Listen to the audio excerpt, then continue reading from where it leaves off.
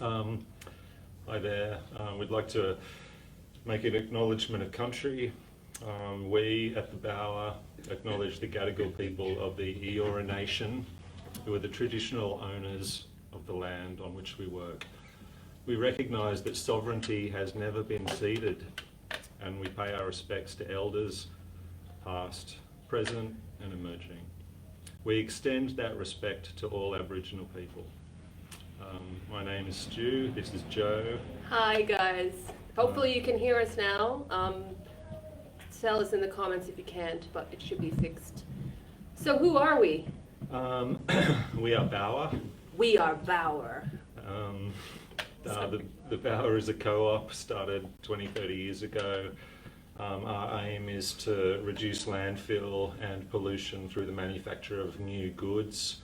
We do that by providing second-hand things to people and also helping them learn how to fix stuff, reuse. Repair, recycle, that's kind of our motto at the Bower, always has been.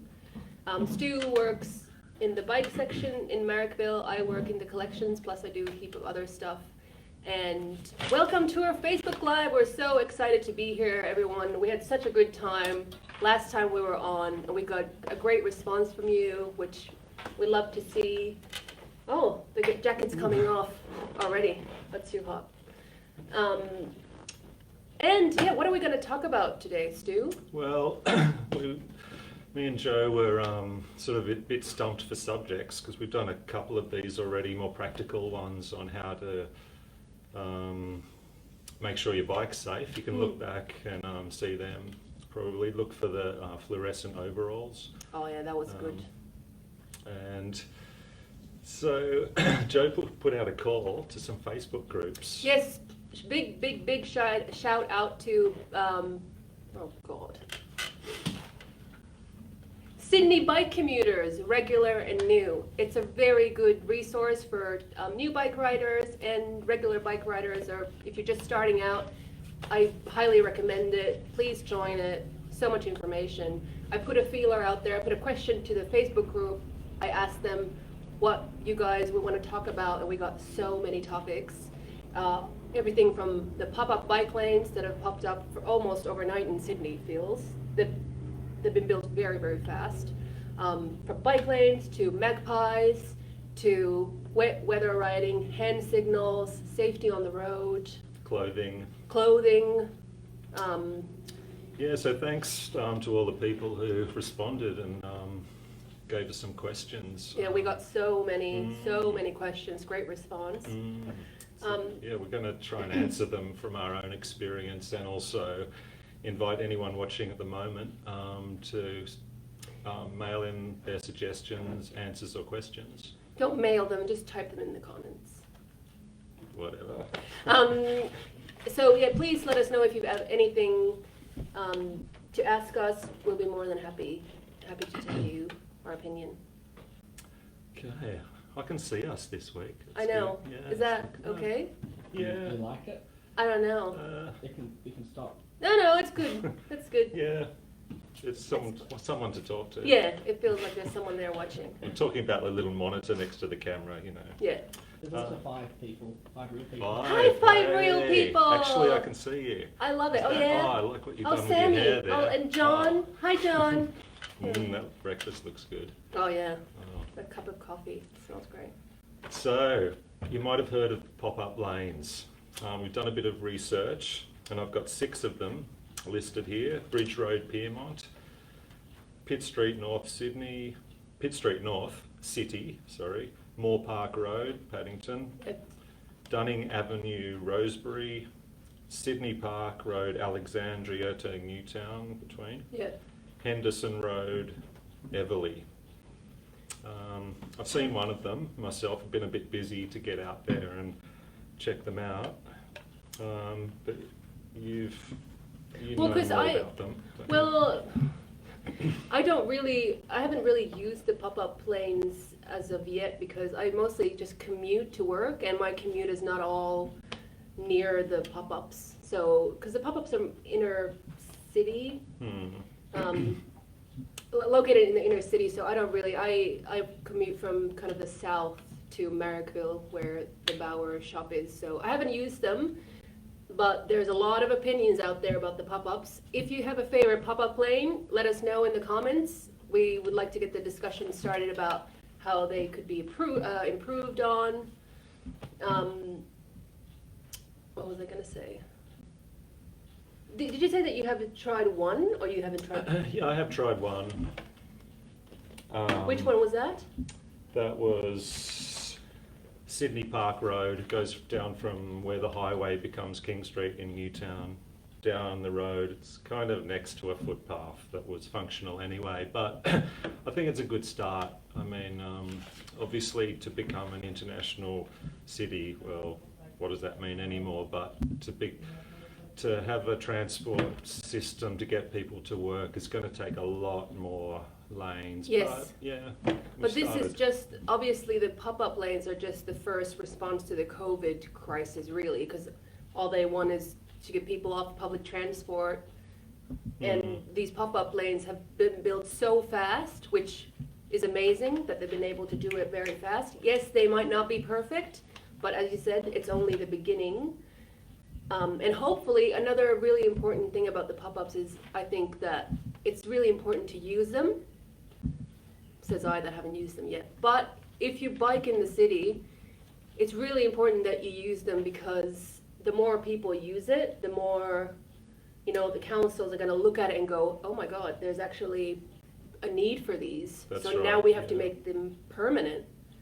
Because I believe they, for their own statistics, they'll either put the little sensors down on the road, or they'll have someone out there ticking off one truck, one bike, etc. So they need to know if it's being used by people. So yeah, look them up and use them, and even send an email. Yep, definitely Yeah. reach out to councils, and even, for example, on Facebook, when councils or City of Sydney or whoever posts about the pop-ups, they want to hear opinions. So it's really important that we comment on those posts and are supportive, because, you know, That's how it works, Yeah. isn't it? You just have to yeah, niggle Yeah. and get the stuff. yeah. What about hand signals? I mean, when you're What kind of hand signals, Stu? this one, this is left. I think, yeah. This is the handlebars. Wait a minute. How do I write? That's my writing. Okay. This is right. I'm just kidding. So when you're coming up to an intersection, you have another car coming from any direction.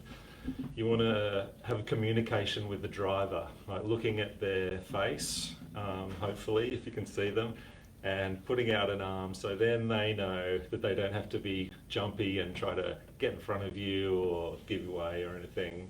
They know where you're going, and that's when you're going. So it's most essential on a roundabout, because of course, Oh, if you come yes. up to a roundabout, you want to turn right, but you don't put out your arm, you just turn right. The car coming onwards thinks you're going straight, because you need to show that you're turning right. So a big arm out like that, and just keep a hand on the brake. Assume that Yes. they haven't seen your arm. You know, you always assume the worst and give yourself plenty of time to stop. And when you say look at their face, what do you mean? Well, it's just a driver will come up to the intersection and look left and look right and everything. And if they see you and you can see them, then you know that they've seen you. And so hopefully they don't run over you then. But if they haven't seen you, you don't really know. If you haven't seen them see you, you don't really know.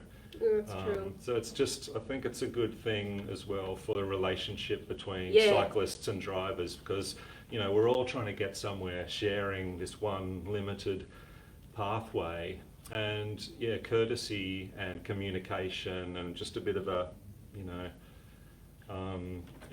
really helps. I think it helps their mood, your mood in a stressful time. And That's actually, that's a really good point that's often overlooked. I think being courteous to each other, especially because I know sometimes it can be a bit tense between drivers and cyclists, especially. There's a bit of, you know, Yeah, can be well, aggressive. So yeah. just like a smile, even smiling to somebody who gives way, or as you said, like a hand up saying thanks. I think Exactly. it's free. Yeah, remember, it's dangerous out there, and most people are under a little bit of stress, especially with all the traffic that's going on now. So it's a harsh time for people, so you have to be more understanding of stress and road rage. Yeah, I think that's true. And more people are cycling now than ever. For example, on my route, every day I see more and more people. So I think this pandemic thing really has gotten people take their bikes out of their garage and use it for their commute. By the way, Stu, Yes. do you know what the percentage of Sydney-siders bike to work? What percentage of Sydney-siders bike to work? I'm going to guess. I'm going to go 7. No. What? It's 1%. 1. It's 1%, according to a Women for Climate study that was made this year, actually, which is stunningly low. Don't you think? 1%? Yeah. What do you think? Why do you think it's so low? Fear. Legitimate fear. Absolutely, yeah. I think people, if they get out on a main road, it's just pretty dicey. I mean, I talk from a person who has ridden all my life, very confident on the bike, but if I was just starting out now, I wouldn't feel too confident. I think the solution is bike lanes, of course. Yes. Education of drivers, but you can't rely on that. That may take years. So sticking to the quiet streets, the back lanes, I think avoiding traffic of all types, I think is the way that people who are not super confident riders can feel safer going to work.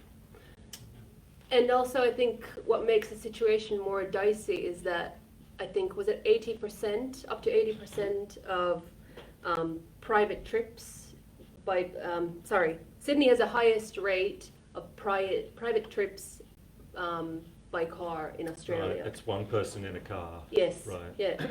So it's 80%, and then you add that with bikes and no bicycle infrastructure, and then you start having problems.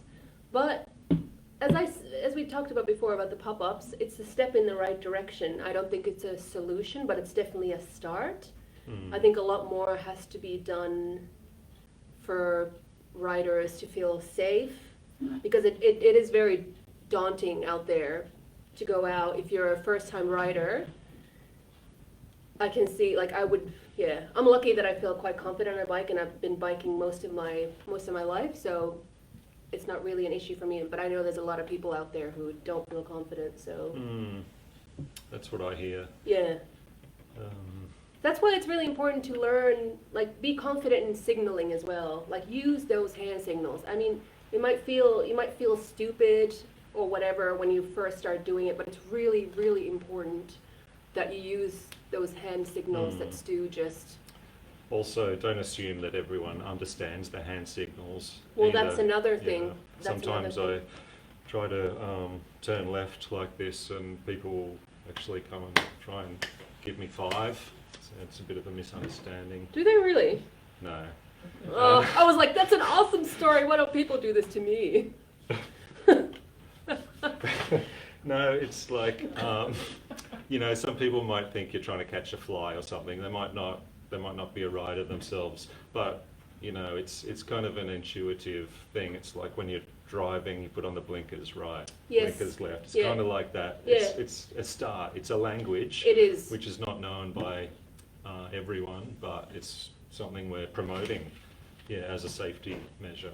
And I think to think about when you're biking, if you're biking on the road, I think it's important to think of the bicycle as any other vehicle. Like, if you drive a car, you indicate. So if you're cycling, drivers can't read your mind. You might be knowing where you're going, but they don't. Another thing I like to do is signal my intentions by slowing right down. Yeah. Because you're coming up to a corner or something, and it's not set who's going first. A driver will be nervous. They might think, oh, you're one of these fast cyclists is going to jump out here and there. I need to do something. But if you just slow down, and they'll see, oh, okay, you're letting me have the space. And of course, you let a faster vehicle have the space because you don't want a faster vehicle behind you. So yeah, you slow down, let things happen. You know, be kind and giving out there. Another thing, I just started thinking about it because you mentioned high speeds. I feel like here, well, I can only speak for Sydney because this is the only Australian city that I've actually lived in, but I feel like the speed limits here are quite high, even in densely populated suburban areas. For example, there's a few streets down from me. It's filled with houses, it's quite narrow, and it's 60. The speed limit is 60, which I find personally quite high, considering there's schools nearby, kids running around, bikes. The stopping distance at 60 is, someone can correct me, it's probably 5 meters or something, so that... I wonder if it's more than 5 meters. It may be. Does anybody know? Let us know. Anyway, you don't want to be in that 5 meters when a car's going 60. Because where I come from, I'm from Finland, so where I come from, a very normal speed limit in suburban areas is 30 or 40. 30 is quite slow, but 40 is probably usually the common one. And I feel like that's why I think that biking in Sydney can be a bit dangerous, because the speed limits are so high for cars. So instead of, instead of the driver letting the cyclist just, bike in front of them, they're trying to overtake you because they know that they can because of the speed limit. Whereas in Scandinavia, I know Sweden has the same thing. It's not really an issue because the speed limit is so low that they won't even try to kind of overtake you. So it's not, we don't have that issue there, which is, I wish that there was something done with speed limits. I mean, I sound like an 80-year-old, but I think they are a bit too high here. Do you agree? The reaction distance at 60 kilometers an hour is 25 meters, and the braking distance is 29. Yeah, see? What? Yes, So you're like 30 meters, you're going to get hit. Yeah. That's how far ahead you Yeah, can be. yeah. I remember this from driving Shocking. school. And that's in the dry, probably. Yes, yeah, or wet, Yeah. it would be even more. Just would never stop. Yeah, you would just keep on sliding. And another thing that I found while researching these pop-up lanes and biking in Sydney were bike boxes. Have you guys heard about bike boxes? Only from you. I feel very strongly about bike boxes. I think there should be everywhere. So bike box is essentially an area in an intersection where you mark where bicyclists can wait for the green light to turn on. So it's a pole position basically. Right, it's just paint on the surface. Yeah, it's paint on it. It's on a box, but they call it a bike box. I know there's one in Waterloo. It's this colour. Yeah, they can be green, and it indicates, okay, the bicyclist can wait here for the signal, the light to turn green, and that kind of makes things smoother when the light does change from red to green. The bicyclists have a little bit more of a buffer zone, so you don't have all the cars and like rushing. Does that make sense? Right. What do you think of that? Yeah, I don't fully understand it, but It's probably because I'm really bad at explaining it, but I think it's a genius idea. okay, so you end up with a few bikes in front of the cars stopped at lights, and so when it goes green, sometimes it goes bike green before it goes car green. That's true. Yeah. If it does go car green, then the bikes They have a little bit can more go. time. So, because if you're on a bike and you're waiting right next to the car, it's going to be too much of everyone's kind you'd of be too close. You're too close. You won't be able to maintain that legal 1 metre. Oh yes. Please, drivers. Yes. A metre is a fair bit. It's like from me to you. And if the speed goes over 60, then it's 1.5. Really? So the faster you drive, the more the distance rows Okay. between And bicycles. yeah, there are cameras everywhere, and if they see that you drive near a cyclist, it will recognise your face and send a fine immediately to your phone of $2,000, I heard. Well, this is not an official endorsement. I mean, I feel like we have to start making disclaimers here that this is a joke, right? Yeah, But still, don't do it. it's a joke today. Yeah, but we don't want to get in trouble. So, I mean, don't do it because you'll get fined. You will. It's against the law. and imagine the poor cyclist. There's been so many times I'm sure we've had the experience, both of us, when you're on a road and a car nearly like touches you in high speed. It's really daunting. It's really scary because literally you're on your own on that bike. You don't have a shell to protect you like you're in a car. So just if you're driving, just think about the cyclist. Do what Stu said and be kind. Be kind. We're all trying our best. Indeed. Sorry, before I forget now, there is a group bike tomorrow, so Sunday the 20th, by Sydney Cycleways. Shout out to Sydney Cycleways who's organizing it. It's a group bike that starts from Circular Quay through Moore Park to Surrey Hills. It's 11K. And basically what they do is they show you the best pop-up bike lanes and the low traffic streets, and it's free. It's free of charge.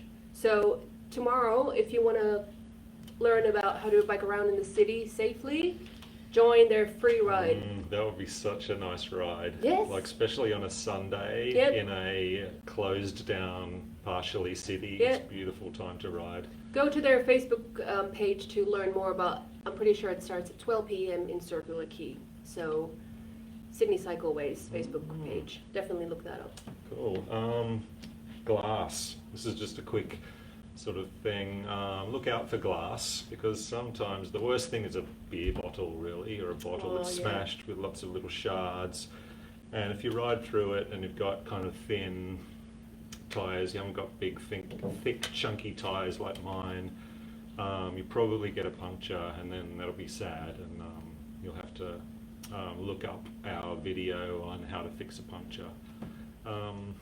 So I thought it would be a great idea, and it was a suggestion of someone who wrote into us, that if you see a little pile of glass, it's too much actually to sweep it up. It'll take you about 10 minutes, and you have to carry a broom with you everywhere. So you take a photo of it with maybe a geolocation attached or just a description, send it out to your Facebook group or your Insta group or whatever of cyclists, and so people can get it, and maybe they haven't started their journey. If they can avoid that glass, you'll be doing them a huge favour. That's a great idea. And I know that there's an app called Send and Snap or something. Send Snap, with which you can just take a photo of, for example, glass or a branch that's fallen, and you can send it through to the corresponding council.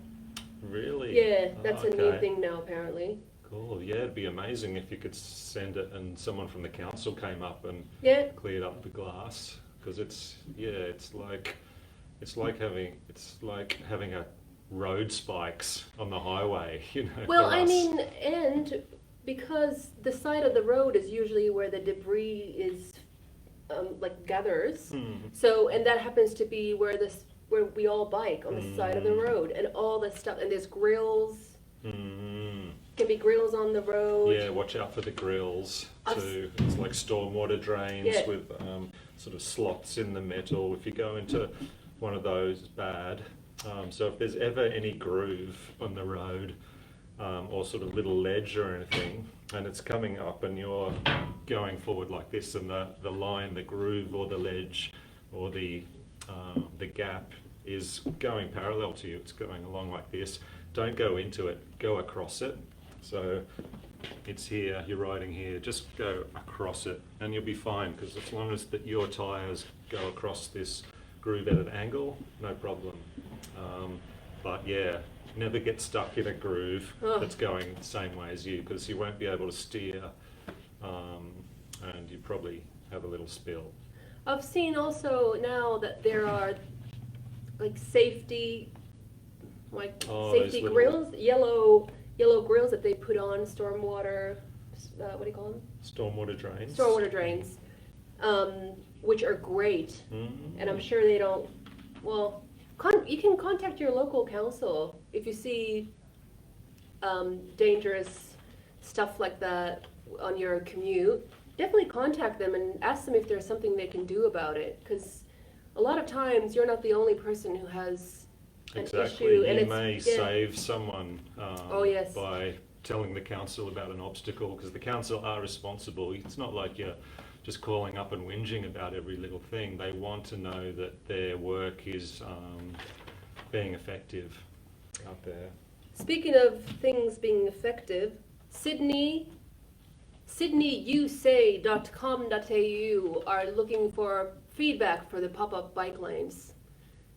Say it again. Sorry, the address is sydneyusay.com.au. They're looking for feedback on the pop-up bike lanes. Is it you say? Or? Sorry, no, YOU. Maybe Max can add it to the comments later, so you can go there and have your say, because obviously they want to make the pop-ups better, and they want to connect it to existing infrastructure, so maybe connect it to train stations or bus stops or whatever. So we need as much feedback as possible about the new bike lanes. So that's one for you as well.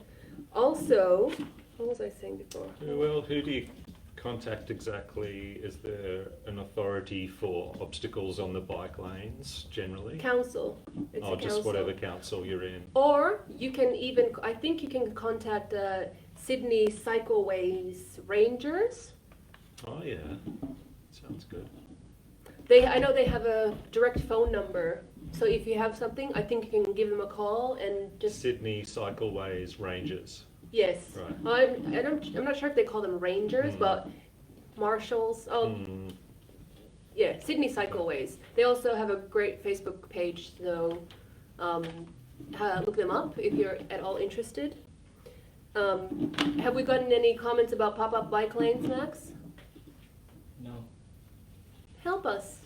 Help us talk about pop-up bike lanes. Well, this is a bit of a seasonal one. I've got two seasonal issues.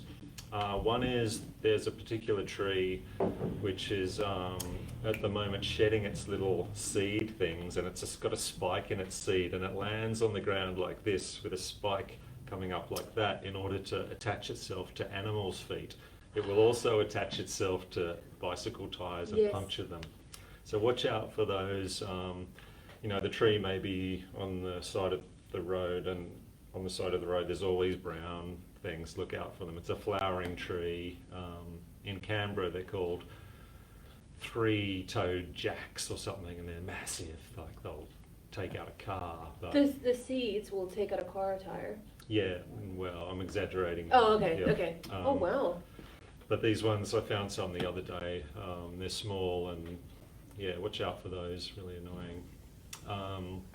And the other seasonal thing is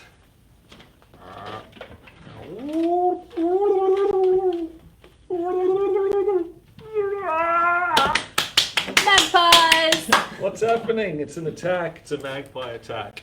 You'll hear it, and if you click, click, click, click, click, click next to your ear, they've never actually bitten me, but they certainly do clack loud next to your ear, and you're riding, and that's because you've ridden through their damn house, right?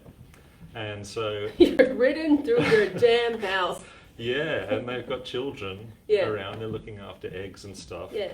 And they've been there for generations, probably hundreds of thousands of years. And along you come, like threatening the children. And so I got some advice from Terry the postman. If you're out there, Terry, great drumming. Gonna see you soon. Is he a postman? Is he an actual postman? He is or was an actual postman. Okay. And he told me, or a friend of mine who told me, to talk to them. Just What do you say mean? hello. Yep. Hi, okay, yeah, I'm coming through. Right, it's okay, yeah, you. Because they're actually really intelligent birds, right? They have a I wouldn't judge any creature's intelligence. I don't have enough of it to do that, but I would. I feel like So this is gotta a laugh. disclaimer. I gotta laugh. Disclaimer time.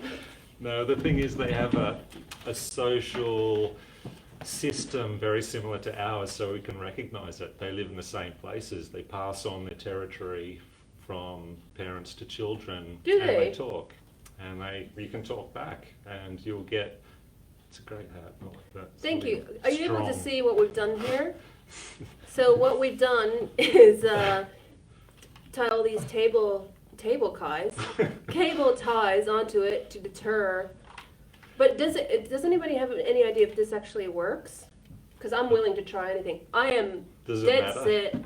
Looks great. I'm horrified of magpies. I'm really scared of them, and it's actually become it's not a problem as of yet, but I really struggle with it. And there's a magpie on my route to work. So what I started doing is just going, Talking. "Hi, it's me," and they've left me alone for now. Right. They've recognised someone who's not a threat, and you've spoken to them, and so now they don't have to worry so much. But it's I think that helps. And these as well, like if you're more of a defensive person and you really want to make sure get these out, that may sort of confuse them a bit. But yeah, I prefer just to talk to them. There's also magpiealerts.com that I've become very acquainted with when I started when magpie season started, because you can log where you've seen. There's a map and you can log where you've seen magpies, so people will be aware. Mind you, yeah, I've never heard of anyone actually being touched by a magpie. It's just the fright. You know, have you heard it? Clack, clack, clack, clack, clack in the ear. They're right there. Oh, But stop! I'm getting. that's why they're so cool, because they're there, then they're gone, and they freak you out, and they're just a little magpie. You can even give them food. Isn't that another way to kind of bribe them? You can bribe them into being nice to you. Yeah, a gesture. I Paying wouldn't for more. protection. Yeah, like the mob. No, No, it's a it's- simple gesture of. I'll take care of you. You take care of me. No, this is how desperate I was. Okay, when I first started biking and I saw the magpie on my commute, I was willing to go there 10 minutes earlier with a sausage. This is true. Right. I was willing to go there with the sausage and like hand out the sausage just so they could see my face and be like, all right, she's cool. We're not going to attack her. Apparently That's that great. really works. Great idea. Right. And because, as you said, they pass on the area from generation to generation, you'll always be protected in that area if you bribe them. This is, apparently it works. I like it. Yeah. It's good. Magpie So keep a mafia. sausage on your bike at all times. Just put Along it, with the broom for have it out glass. of your collar here, and they can easily come down. Yes. Oh my goodness. What was it? Yeah, magpiealerts.com. I can highly recommend that. What about route planning tools? Yes, okay, so I found a really interesting, so one, actually I'm going to take this off now because this is too, I love it. One tool that you can use to plan your bike route is Transport for New South Wales. They have they're updating their trip planner at the moment, and I actually tried it yesterday. I tried to map my bike route, and what they've done is something really interesting. So they give you 3 options. If you're a new bike rider and you're not quite confident yet, they try to give you an easy route.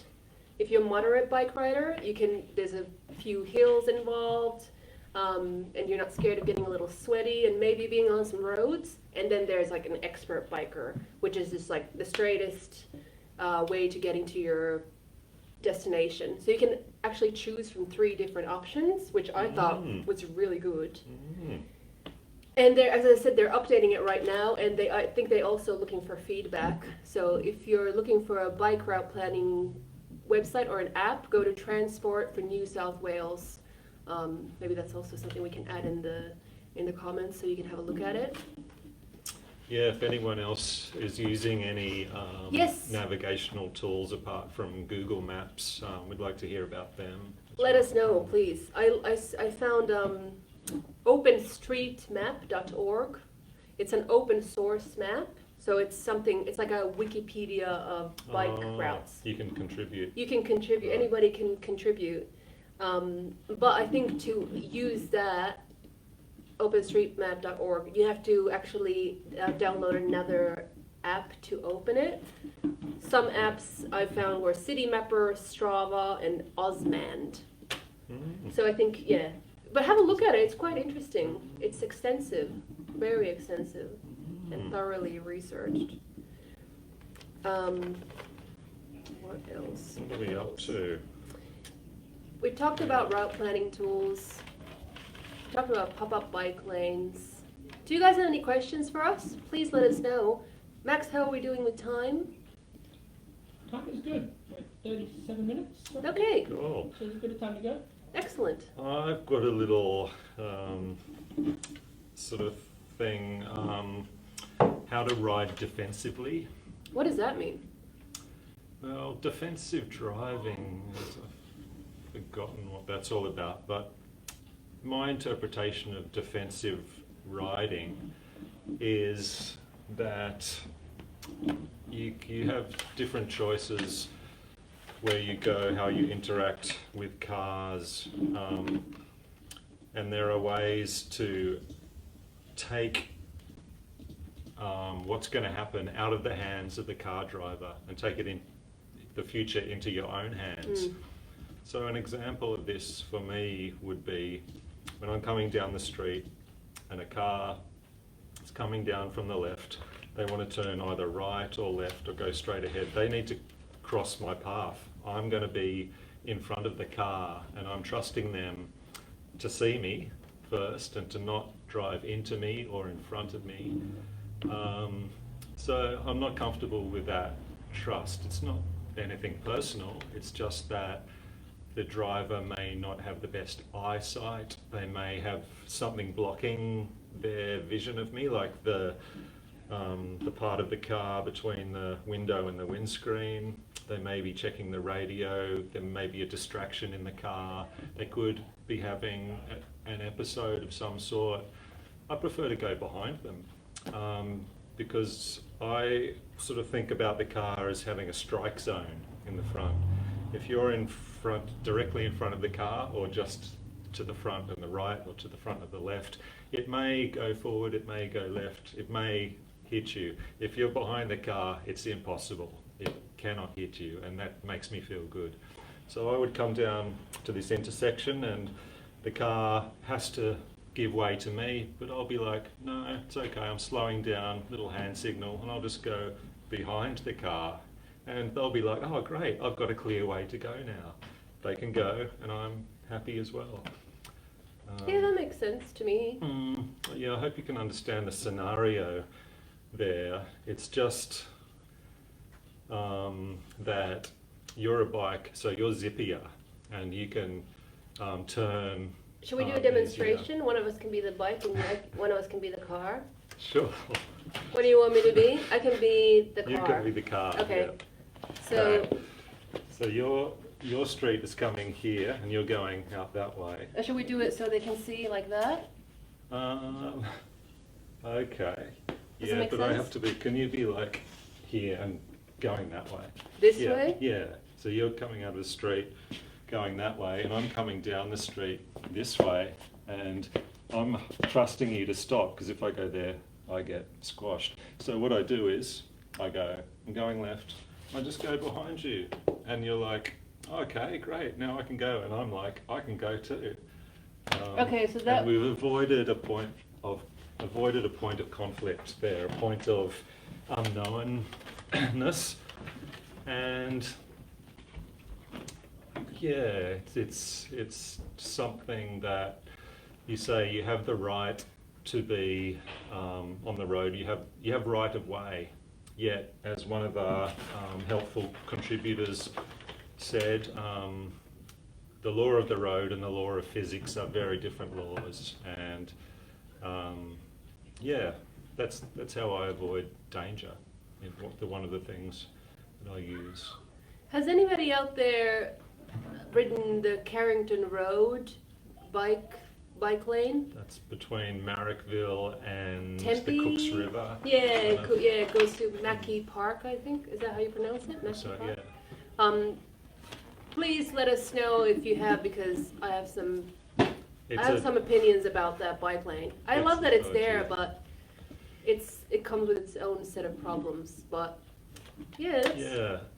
Well, the situation on that road is that you've got a great long bike lane, but then you have all these side streets and they're busy, so you have cars coming out, and you in have of the side streets as well. oh yeah, As well. So you're looking. it's very difficult, and they don't have a clear give way. They actually system. do. They do have a Oh. give way sign Who for gives the way? so the bicyclist Right.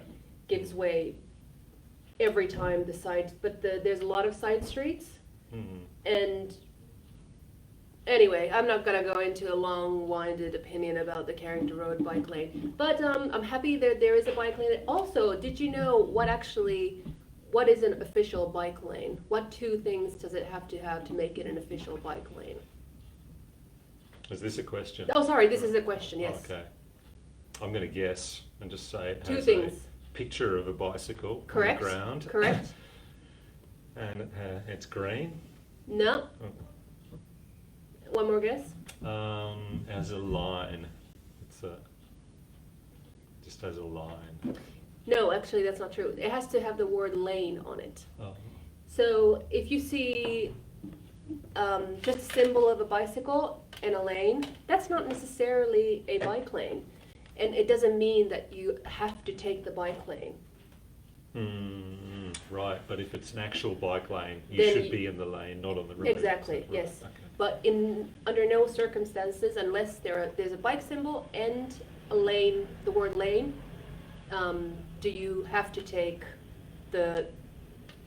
that part of the road, no matter what drivers yell at you from the window. You don't actually have to do that. This is true. It's not my opinion. So yeah, bike Okay. lanes. And yeah, crossing over those side streets when you're on a bike lane, remember to do the 360 look. Like it's like, what's happening there? What's happening there? And oh, there's a car over there turning right. And eye Because- contact. Yeah, they might Eye see. contact. Yeah, look, see, what are they doing? What are you doing? Kind of, it helps. You can save a lot of trouble. And a life, Mm. possibly. And this is why I think it's also so important to give feedback to the relevant councils or authorities or whoever it is that's building all this bike infrastructure, because without the user experience, they don't know how to improve it. So that's why it's so important to be vocal about how you're finding it, whether it's good or bad, I think. Oh yeah. Because how are they gonna... And then if we get more lanes, we'll get more cyclists, more lanes, more cyclists. It just keeps going because if you vote and you cycle, we will get we'll get a nice way to get where we're going. Yeah, I'm so excited to see what kind of city Sydney's going to be for bicyclists in like 10 years' time. I think good things are on the way. Do you feel that way? Oh yeah, definitely, especially with electric bicycles, because the problem with Sydney was, apart from the chaotic nature of the road structure, is the hills. It just really takes it out of you if you're not used to it. It's just horrible. Electric bicycles, they don't have hills. You just fly up there, and it's so much fun. I love I love the idea of having an electric bicycle, but then it would completely defeat the fitness purpose for me. I wouldn't get any cardio from that. Do you get any cardio from riding an electric? It's just very minimal, yeah? A little. But yeah, I think it's so much fun. It's good. Yeah, I've ridden one a few times.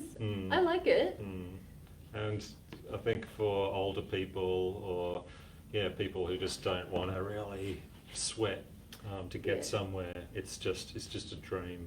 Like say people who are in cars at the moment, if they felt that they were safe in a bike lane on this thing that just pushed them along. It's pretty much a car with no walls around it. Would you say that you use, because you have an electric bike Mhm. and then you have like a normal push bike? Yeah. You use your push bike more than your electric bike though, yeah? I do, yeah. I go faster on my normal one, but the electric one's How does that just, make sense? I don't know. It's just, you just zip around on the normal one. Electrics tend to be a bit heavy and more sort of cumbersome. It's more like a motorbike. Yeah. But it's the thrill of just turning a wrist or pushing a button and going, whoa. It's nothing like it. Oh, really? So you would recommend buying an electric bike? Yes. If you want to start commuting? Yes, I got one straight off the internet for $850 about almost a year ago. It's fine. It's so powerful, comfortable. I'm not sure how the supply lines are for electric bikes at the moment, but it's, you know, if in a year, if you wait a year, they'll be, you know, half as cheap, twice as good, the way things are going. Really? Yeah. We get them sometimes donated to us at the Bower, so if you come in and have a look, you might be lucky, and there might be one. Is there one there at the moment? Yeah, there's one that's going to be put online for sale. But look around for them. See what there was one from Dick Smith, like $600. That's cheap. They're getting cheaper. Yeah. So what do you need? You need the bike, but the battery comes separately. Is that right? Yeah, you can change the battery. A battery might cost $400, might last you 3 years, moderate riding. That's getting better as well. The batteries are getting lighter. The motor's in the wheel of the cheap ones. It's just one of those things where robotic manufacturing is making it really, really cheap. And yeah, that's why it's just going to go off. It's just going to be clouds of cyclists. Oh, I would love that. I would love to see that in Sydney. One day, but we have to work together to get there. What about, because I was thinking about electric bikes, and then I've seen quite a few people on electric bikes with their kids as well, but what about if your kids want to ride on their own bicycles? So how do you ride with your kids? Footpath. Right? Yeah, well, in my opinion, I think it's too dangerous a place on the road. Maybe a bike path that you know you don't have to spend much time on the road, or a Centennial Park, or a proper, maybe a harbour ride or something would be amazing. But yeah, if I was with kids, you can ride on the footpath if you're accompanied by kids under 16. Oh, it's 16. It's gone up to 16 Oh, from what was it before? 12? 12 or something? Yeah. So yeah, obviously you go slowly because someone may step out of their front yard in front of you. You need to be able to stop. So you're going, yeah, it's leisurely. I mean, you don't want to lose your kids. They're riding. Go on the footpath. Would you have your kids riding in front of you or behind you? Because to me, it would make more sense to have my kids right where I can see them in front of me. Because if they're behind me, you have no idea what's going on. Is that a factor? Depends. For me, depends if my kid's going to cross the road before me. Like in that case, I'd want to be behind. I'd want them behind me, following me, because then I'd stop at the side street and go, okay, are we ready to cross? Yes, go across. Whereas if they're in front, well... But then you can see exactly what they're doing, though. And they can yell out and say, stop. Will they stop though? Well, I'm no expert, actually. We don't have kids, but we got one of the questions that we got when we put the feeler out was how you ride with kids. I know a lot of people aren't super comfortable with riding with their kids, just because there's so many things you can't control. You can't control the little buggers, you know, they just kind of go everywhere. But yeah, I think if you take it slowly and you ride on a footpath and maybe go on a low traffic area, on a special bike path, I think you'll be right. Probably only takes a year or something of going on the footpath before your kids they know the rules, the laws of physics, Right. and they know how to survive out there. Do we have any questions, Max? We would love to hear your questions. No questions as of yet. Well, keep them coming. Start making them. Start them coming. Please send them our way. We would love to discuss with you about everything that's been discussed today. Yeah, one thing I have here is someone has said go over the basics of indexing or gearing because What's indexing? it's changing the gears. It's a fancy way of saying changing the gears. Yeah, and we assume that that's just simple. Everyone knows that, but of course, if you're just getting on a bike, you don't know. So what you do is you click the gears and turn the pedals around until it's on the easy one, which is the small one at the front and the big cog at the back, and you'll know because your legs are going like this. It's real easy. Yeah. You start riding like that and your legs are whizzing around, you're not going anywhere. Then you click one of them and it goes click and it becomes a bit harder and Yeah. you're going a bit faster. If you feel that's good, stay there. If you see a slope ahead of you, go back into the easy one. Ah, so it's preemptive indexing. Exactly, yeah. Right. Because the annoying thing is if you're in a fast gear and you're going really fast and then you get to a slope and then you're Yeah, I've done and then that. you're trying to change it. I do that so much. I probably should take an indexing course from you or something. I do that all the time. And it's basically just from practice. Just do it. Just start doing it and start seeing it. It will become second nature. And do you have to pedal while you click the gear? And why is that? Because I've always been so confused about that. Yeah, on the vast majority of bikes which have derailleurs, which you'll see the thing hanging down that the chain goes through. Yep. You change gear while you're pedaling so that the chain is moving and can move onto the different gear. It's only if you have a hub gears, which is a big thing in the middle of the back wheel, and if you have no derailleur, and it's a more expensive kind of gearing system that you pause your legs and then change and then keep going and then pause and change and keep going. It's just the way they are, but mostly it's pedal. Okay. Indexing. Preemptive indexing. I'd like to come back to a tricky bit in cycling, just something that I've heard a lot of people have been knocked off their motorcycles, bikes or cars. It's turning right. Why is yeah. it turning right? Why is that so difficult? Because you're in the right lane, the fast lane, and if you were a car, you would be indicating with your indicator, but you're going like this, and you're waiting for the oncoming traffic to pass so that you can have a gap and turn right. But there are cars behind you, and you're relying on them to know that you've stopped, to see you, and to not just plough straight into you. So the way you can avoid that is you're coming up, you want to turn right, you get into the left lane, you get off, you get into the pedestrian crossing, press the button, walk across.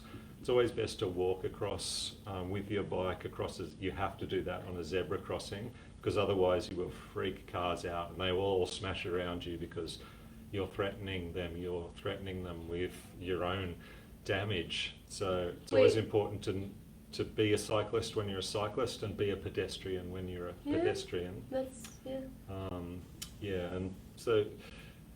so then you get off and you cross at the lights like a pedestrian, and then you get back on the road and you keep going because there's nothing worse than the feeling that you're out there, there's stuff coming behind you, and you're just right there in the strike zone.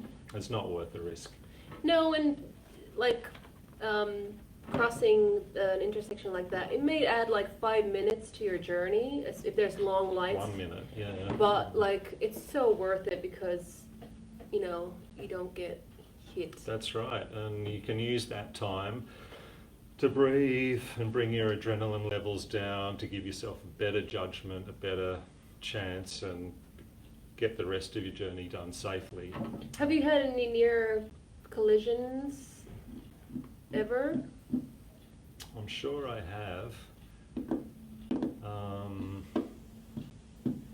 but I can't think of any, but I kind of have the feeling that I was too excited, you know, that I didn't take a precaution, Yeah. and I just forgot about the things that could happen, like cars coming out, doors, etc. Yeah, and like you get excited out there, you know, when you go fast, your blood's pumping, and it's really exciting. But you can lose your judgment in that time. So it's important to just take a deep breath now and then, and just stop now and then, and Oh, that's a great idea. got the 5-minute warning from Max. You don't have to say it out loud. Oh, it's meant to be all subtle, like, oh, you knew it was 5 minutes, knew it was 5 minutes coming. We're all professionals here. If we ever do this again, we'll be talking about cycling gear, clothing. I've got some great tips on clothing. Can have a full fashion session. Love it. on, I'm here for it. We're going to talk about, if we ever do this again, driveways, loose surfaces, rain, pedal strike. You'll learn about all these dangers. What's pedal strike? That's when you're riding around a corner, but your left pedal, you're turning left, is on the ground and it hits the ground and Oh, that's you the fall out. worst. So you just have to yeah. pull up your left Oof. leg and keep your pedals off the ground, basically. It's a kind of a thing that happens a few times in your life and then you don't do it again, but it's best not to have it happen at all. No, definitely. If Stu and I ever start a band together, it'd be called Pedal Strike. Definitely. And we're going to be talking about rainy days. When you're in a truck, I can tell you from experience, you're in a truck and the mirror looks all grey and it gets covered in little droplets, and there's a cyclist in the mirror, you won't notice the cyclist, and you'll pull out, the cyclist will yell at you, and you'll thank the stars that you didn't run over someone because you didn't see them. And I'm going to talk about taking the responsibility on yourself and not leaving the responsibility into people who can't see you, stuff like that. And I think, yeah. Also, we have this thing one-on-one that you can book a slot on our website where you can ask questions about, if it's bikes, it'll be probably Stu and I who'll be answering those questions. If it's about woodwork, it'll be somebody from Woodworks workshop, electricals, all that. Go onto our website, jump on that. It's called One-on-One. It's somewhere in the main menu. Also, we have... Can I talk about the right to repair? Yes, absolutely. This is profound. We're taking on the manufacturing paradigm of the world, and we're saying we don't want to accept rubbish anymore. We want to have a law that says goods can be repaired. And that's the way we're going to try and reduce pollution. There's a petition you can sign. Read all about it. It's up there. It's up somewhere on our website. Also, there's an Instagram link in our bio. Also, we have this thing called Art from Trash coming up. It's next month. It starts on the 2nd of October in Parramatta and on the 16th here in Redfern. It's basically, well, exactly what the name is, Art from Trash. We have a bunch of great artists who've made all this beautiful stuff from trash. We'd love to see you there. All that information is also on our website. Keep following us on Instagram and Facebook because that's where we update. Praise Mark Zuckerberg. Thank you. Oh, we need to do like a disclaimer video after this. How much time do we have, Max? We've just clocked in at 1 hour and 10 seconds.